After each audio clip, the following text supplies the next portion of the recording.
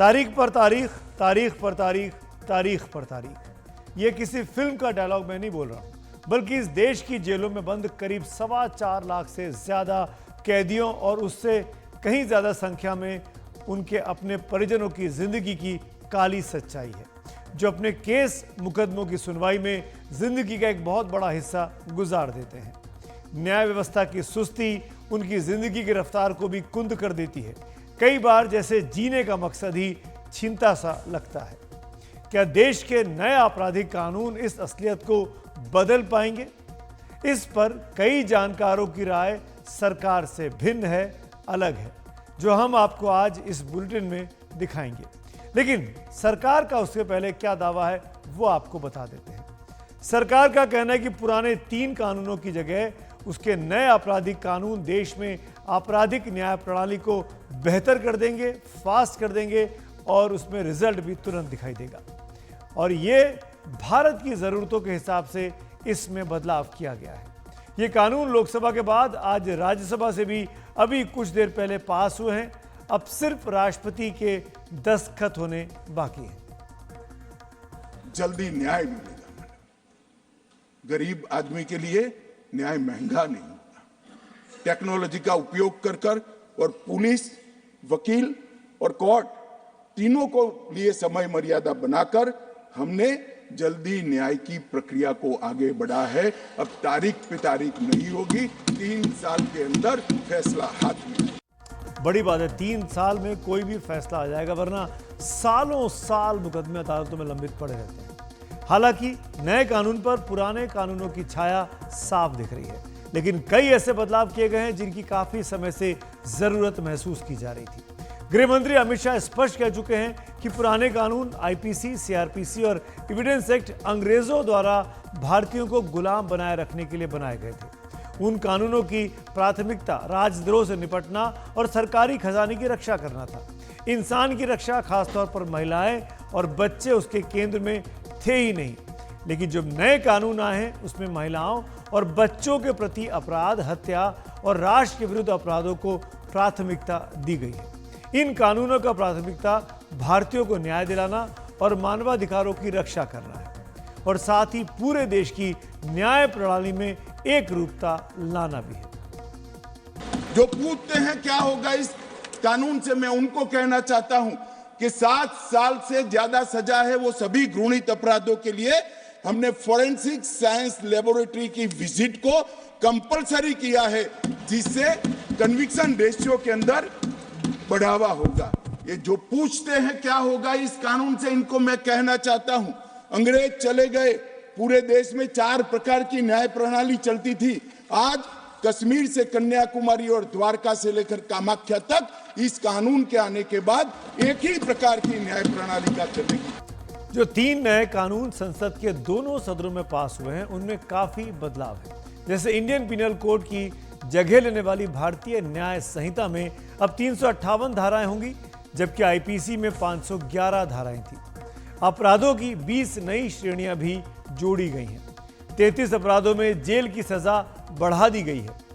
83 अपराधों में जुर्माने की राशि बढ़ाई गई है। 23 अपराधों में अनिवार्य न्यूनतम सजा भी शुरू कर दी गई है। 6 अपराधों में सामुदायिक सेवा का दंड शुरू किया गया है। 19 धाराएं बिल्कुल हटा दी गई हैं। क्रिमिनल प्रोसीजरल कोड की यानी सीआरपीसी की जगह भारतीय नागरिक सुरक्षा संहिता होगी, जिसमें 531 धाराएं होंगी, जबकि सीआरपीसी में 484 धाराएं थी। 177 प्रावधानों में बदलाव हुआ है। 9 नई धाराएं, 39 नई उपधाराएं जोड़ी गई हैं। 35 जगहों पर ऑडियो वीडियो का प्रावधान भी जोड़ा गया है। 14 धाराएं हटा दी गई हैं। इंडियन एविडेंस एक्ट की जगह अब भारतीय साक्ष्य अधिनियम लाया गया है। इसमें कुल 170 धाराएं होंगी, जबकि पहले 167 हुआ करती थी। कुल 24 धाराओं में बदलाव कर दिया गया है। 2 नई धारा, 6 उपधाराएं जोड़ी गई हैं। 6 धाराएं बिल्कुल इससे हटा दी गई हैं। प्रधानमंत्री नरेंद्र मोदी ने सोशल मीडिया के प्लेटफॉर्म एक्स पर इन विधेयकों के पास होने का स्वागत किया और कहा कि भारतीय नागरिक संहिता 2023 भारतीय न्याय संहिता 2023 और भारतीय साक्ष्य अधिनियम 2023 का पास होना एक ऐतिहासिक पल है। ये विधेयक औपनिवेशिक दौर के कानूनों का अंत है। आम लोगों की सेवा और कल्याण पर केंद्रित इन कानूनों से एक नए युग की शुरुआत होगी। गृह मंत्री अमित शाह के मुताबिक इस कानून की प्राथमिकता में महिलाओं और बच्चों और सबसे ऊपर है।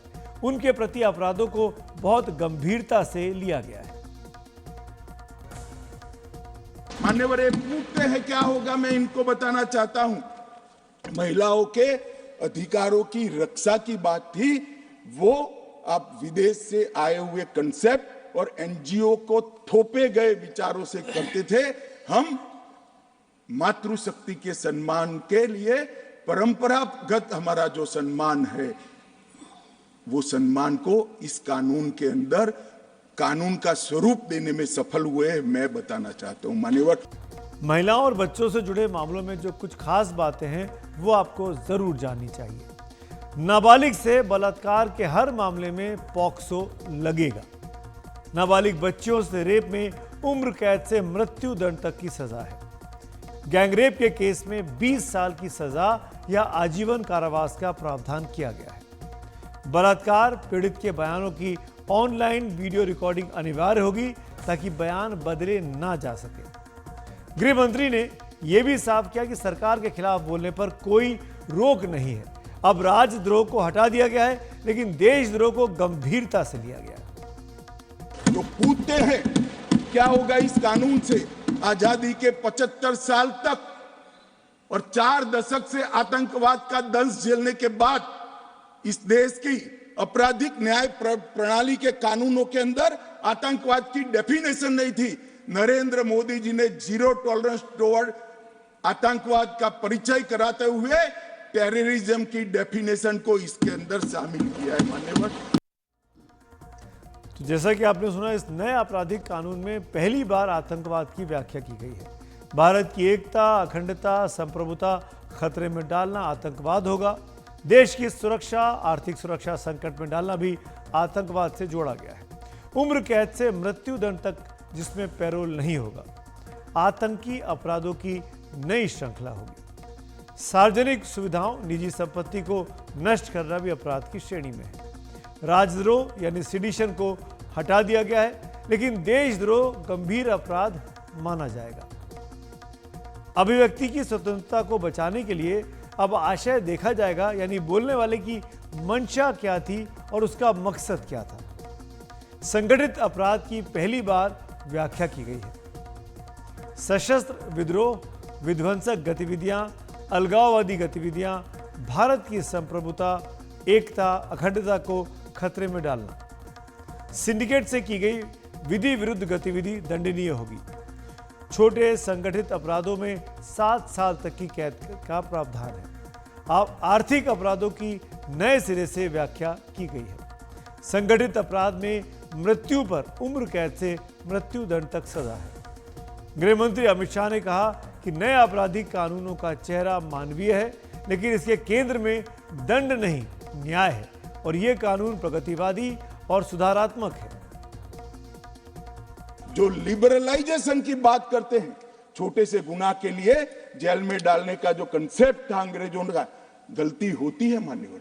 पहली बार कोई गलती करता है, दूसरी बार गलती करता है, जानबूझकर नहीं किया है, फिर भी गुनाह होता है। ऐसे लोगों के लिए जेल में पहुंचाने की जगह पछतावे के लिए कम्युनिटी सर्विस का प्रोविजन हमें इस कानून के अंदर।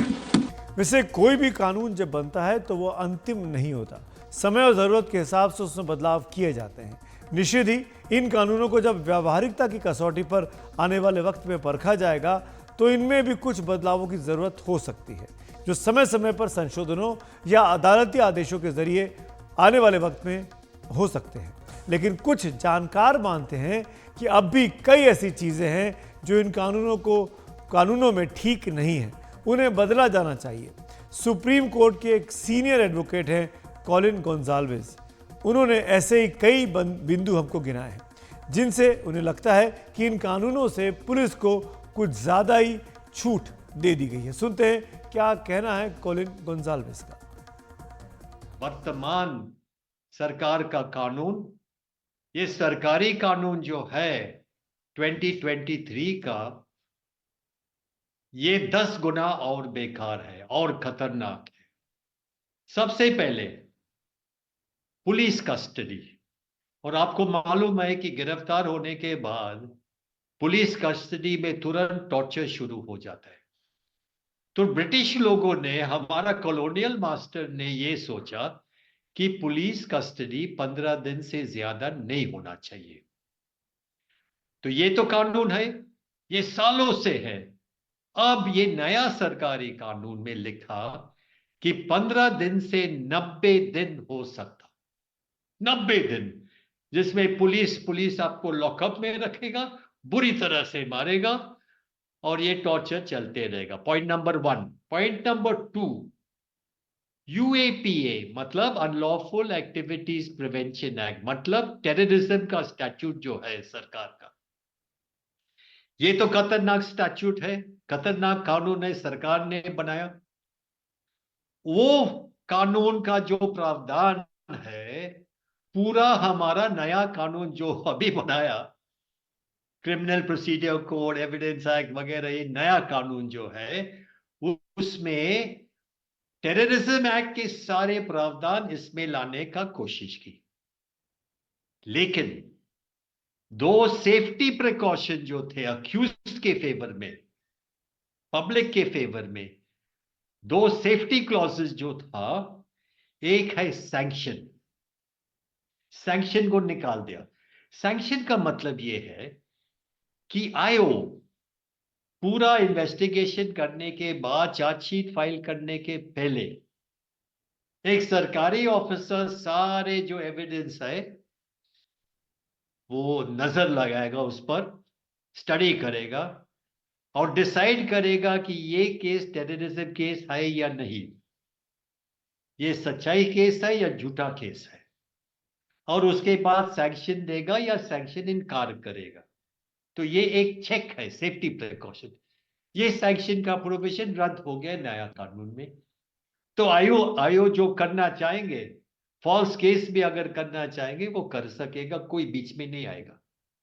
सेकेंडली, टेररिज्म स्टैट्यूट में एक सेकंड सेफ्टी क्लॉज था पब्लिक का सेफ्टी के लिए, अथॉरिटी।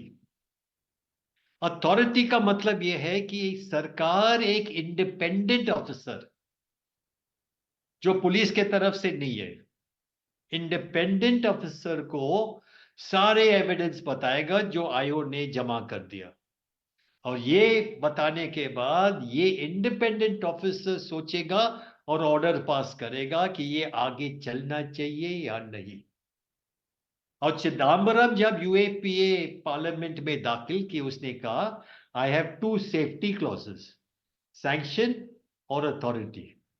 और इसमें नया कानून में ये अथॉरिटी भी रद्द किया, सैंक्शन रद्द किया, अथॉरिटी रद्द किया। तो ये पुलिस ऑफिसर जो है आयो, ये होल एंड सोल बनेगा और कोई पब्लिक के लिए कोई सेफ्टी क्लॉज नहीं रहेगा। तीसरा, एफआईआर। पब्लिक परेशान है, पुलिस के पास जाएगा, एफआईआर 10 करेगा, पुलिस लिखेगा नहीं, रजिस्टर नहीं करेगा, और पुलिस ये बहाना देगा कि हमें प्रिलिमिनरी इंक्वायरी करना है। और ये प्रिलिमिनरी इंक्वायरी, ये पब्लिक को अच्छी तरह से मालूम है, 6 महीना चल सकते हैं, 1 साल चल सकते हैं, आपका एफआईआर रजिस्टर नहीं होगा। तो ललिता कुमारी का केस में 5 जजेस, सुप्रीम कोर्ट के 5 जज ने डिसाइड किया कि एक बार एप्लीकेशन आ गया और उसमें क्राइम दिखाई दे रहा है, आईपीसी का क्राइम उसमें दिखाई दे रहा है, मर्डर, थेफ्ट, असॉल्ट वगैरह, रेप, तो बिना कोई बात करके इमीडिएटली, बिना कोई preliminary inquiry, immediately police officer को एफआईआर रजिस्टर करना होगा। क्योंकि हैरेसमेंट बहुत होता है लोगों का, मैं नहीं करूंगा साहब preliminary inquiry, no preliminary inquiry. अब नया कानून में प्रिलिमिनरी इंक्वायरी, और ललिता कुमारी का 5 जज बेंच डिसीजन को इग्नोर किया सरकार। Next, D K Basu guideline. D K Basu guideline supreme court का है, क्योंकि अरेस्ट और अरेस्ट के बाद तुरंत बाद टॉर्चर होता है हमारा देश में। तो इसको थोड़ा नियंत्रण लाने के लिए सुप्रीम कोर्ट ने डीके बासु गाइडलाइन किया। अब देखो, सारे गाइडलाइन रिजेक्ट कर दिया, सारे गाइडलाइन निकाल दिया। पॉइंट नंबर 1, जो पुलिस ऑफिसर इन्वेस्टिगेशन कर रहा है उसका आइडेंटिटी क्या है, एक रजिस्टर में लिखा जाएगा, ताकि अगर टॉर्चर होगा तो उसको पकड़ सकता है। ये क्लॉज डिलीट हो गया, कट हो गया। सेकंड, मेमो ऑफ अरेस्ट में टाइम ऑफ अरेस्ट, कभी गिरफ्तार हो, और प्लेस ऑफ अरेस्ट, कहां गिरफ्तारी हो गया, ये जो है ये मेमो ऑफ अरेस्ट में लिखना चाहिए।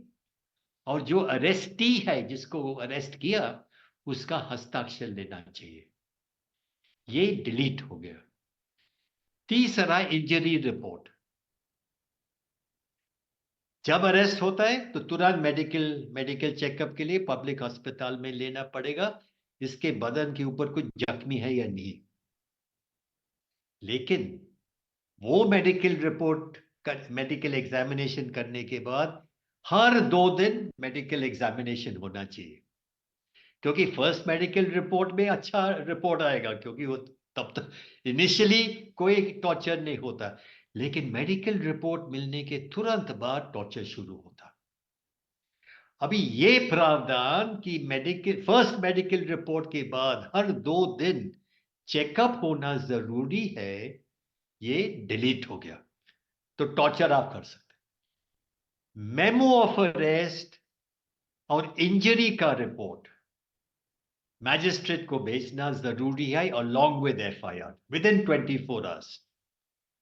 24 घंटे के अंदर आपका एफआईआर चला जाएगा मैजिस्ट्रेट के पास, मेमो ऑफ अरेस्ट भी उसके साथ में रहेगा और इंजरी रिपोर्ट उसके साथ में रहेगा। ये डिलीट हो गया। एफआईआर जाएगा लेकिन no memo of arrest and no injury report. और फाइनली ये डीके बासु गाइडलाइन, हर पुलिस स्टेशन में ऐसा एक बड़ा बोर्ड लगना चाहिए कि कोई भी पब्लिक को अरेस्ट किया तो इनका अधिकार क्या है, पुलिस क्या करना चाहिए, ये डिस्प्ले होना चाहिए। ये रद्द हो गया। फॉल्स अरेस्ट के लिए मुआवजा, और ये नया कानून में देखो मुआवजा कितना है, 1000 रुपया। तुम 5 साल में जेल सड़ोगे। और आखिर में सुप्रीम कोर्ट का जजमेंट में आएगा ये फॉल्स अरेस्ट था, आपको 1000 रुपया का मुआवजा मिलेगा। विटनेस स्टेटमेंट, ये कभी साइन नहीं होता है। पुलिस जब इन्वेस्टिगेशन करके आपसे प्रश्न पूछेगा, आपको जवाब देना जरूरी है, आप इनकार नहीं कर सकते, लेकिन साइन नहीं करते। साइन नहीं करते क्योंकि ब्रिटिश पुलिस को भी ये मालूम था कि अगर साइन करना है तो पुलिस उसको टॉर्चर करके इसका साइन लेगा। अभी नया कानून में क्या है, वीडियोग्राफी अलाउड नहीं है। वीडियोग्राफी से आपको फंसाएगा। लीगल एड, कानून के हिसाब से हक बनता है लीगल एड अरेस्ट के समय से, from point of arrest legal aid होना चाहिए। मतलब अरेस्ट हो गया, तुरंत ऑफिसर को लीगल एड कमेटी से एक वकील बुलाना चाहिए कि सर हमने इसको गिरफ्तार किया, हमने अरेस्ट किया, आप जाके इनसे मिलना और लीगल एड देना। क्योंकि पॉइंट ऑफ अरेस्ट बहुत इंपॉर्टेंट है। व्यक्ति बता सकता है कि सर गिरफ्तारी आज नहीं हुआ, गिरफ्तारी 1 हफ्ते पहले हुआ, मैं तो लॉकअप में था पिछले 1 हफ्ते से और उसने बुरी तरह से मुझे मारा। वो legal aid from point of arrest रद्द हो गया। फाइनली कंपल्सरी इंफॉर्मेशन, ये बहुत खतरनाक चीज है। हमारा संविधान में है गुप्त रहने का अधिकार, राइट टू साइलेंस। पुलिस अपने पास आएगा, मैं कह दूं पुलिस साहब मैं कुछ नहीं कहूंगा, अधिकार है। अब इसमें जबरदस्ती से लाया कि आपको ये बताना, वो बताना, ये बताना, वो बताना। हम नहीं करना चाहेंगे। हम विटनेस है, हम नहीं करना चाहेंगे। कौन हमें प्रोटेक्शन देगा? कौन हमारा रक्षा करेगा? अगर मैं कुछ बोलूं पुलिस को, कौन हमारा रक्षा करेगा? पुलिस करेगा। और मैं कहना चाहूंगा कि अगर आपका तुलना करेगा ब्रिटिश जमाना का जो कानून और हमारा 2023 हमारी केंद्रीय सरकार का कानून, ये केंद्रीय सरकार का कानून 10 गुना खतरनाक है। 10 गुना खतरनाक। हमने इसी मुद्दे पर सुप्रीम कोर्ट के एक और सीनियर एडवोकेट सिद्धार्थ लूथरा साहब से भी राय जानने की कोशिश की कि आखिरकार ये बिल उनको कैसे लगे और कितने जरूरी है। नया सीआरपीसी नागरिक सुरक्षा संहिता, इसमें कुछ बदलाव लाए गए। कोशिश की गई कि केस मुकदमे जल्दी चले, कोशिश की गई कि कॉम्पनसेशन दिया जाए, कोशिश की गई कि विटनेस प्रोटेक्शन लाई जाए। ये जरूरी चीजें थी और आनी भी चाहिए थी। लेकिन प्ली बार्गेन, जुर्म मानना, इसमें हम बदलाव नहीं ला पाए। हमने बहुत कम बदलाव किया। देखिए, आपने 7 साल तक ही कहा है कि आप प्ली बार्गेनिंग कर सकते हैं, आप जुर्म मान सकते हैं और आपको जुर्माना या सजा मिलेगी। पर मेरा मानना है इससे कोई फर्क नहीं पड़ने वाला, क्योंकि अगर हम देखें पूरे नजरिए से तो हमें प्ली बार्गेनिंग का रेंज बढ़ाना चाहिए। जैसे कि अमेरिका में ऐसा है कि अगर आपने किसी की मौत कर दी है, डेथ सेंटेंस, आपको लाइफ सेंटेंस मिली है, सजा आजीवन कारावास मिला है, तो आजीवन कारावास को छोड़ के आप कह सकते हैं कि साहब मैं 304 कल्पेबल होमसाइड पे अपना जुर्म मानता हूं और मुझे 10 साल सजा दी जाए। उससे ये होता है कि वो केस कोर्ट के सिस्टम से निकल जाता है और 10 साल सजा उस आदमी को, इंसान को काटनी पड़ेगी। तो ये जो बदलाव था, ये हमारी उम्मीद थी कि लाया जाएगा, वो नहीं लाया गया। साथ ही मेरा मानना है कि बेल गाइडलाइंस, सजा सेंटेंस देने की गाइडलाइंस, ये बहुत जरूरी थी।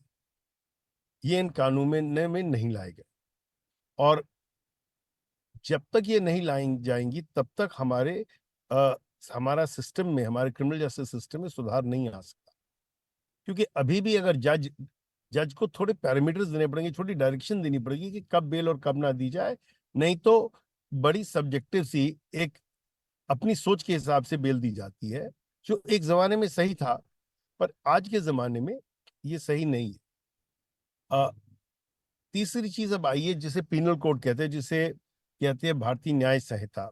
अब ये जो पीनल कोड लाया गया नया वाला, अगर आप इसको नजरिए से देखें ब्रॉडली, तो आप देखेंगे कि पुराने कानून की जो डेफिनेशंस थी उनको सबको एक जगह डाल दिया गया कि कुछ नए प्रोविजन आए हैं। आपने इसमें ऑर्गेनाइज क्राइम डाल दिया, आपने इसमें टेररिज्म डाल दिया, आपने इसमें मॉब लिंचिंग डाल दी।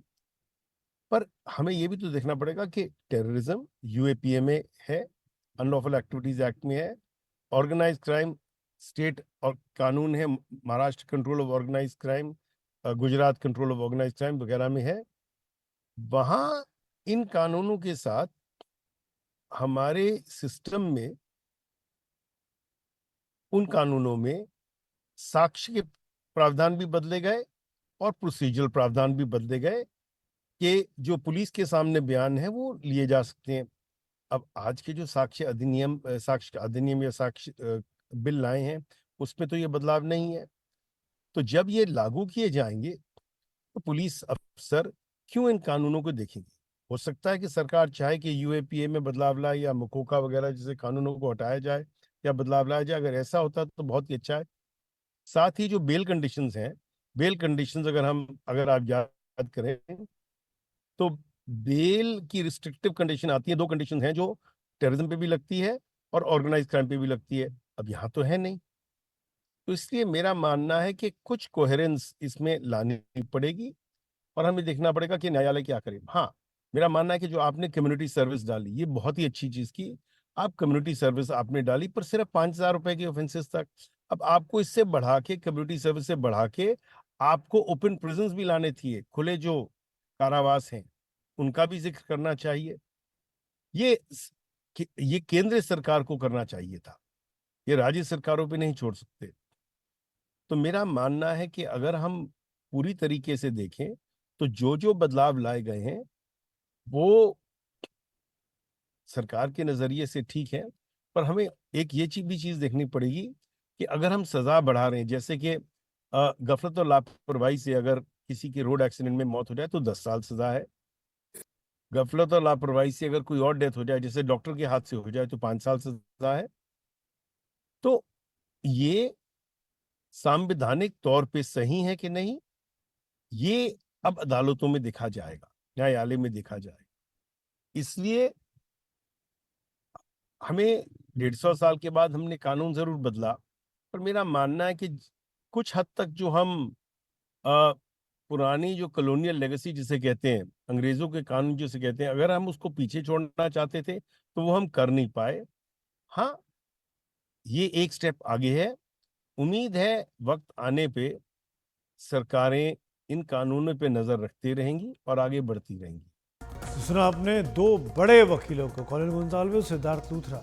दोनों की राय है कि इस कानूनों में अभी भी बहुत कुछ करने की ज़रूरत है, क्योंकि जो ये नए कानून आए हैं ये कहीं ना कहीं और ज़्यादा खुली छूट पुलिस व्यवस्था को दे रहे हैं।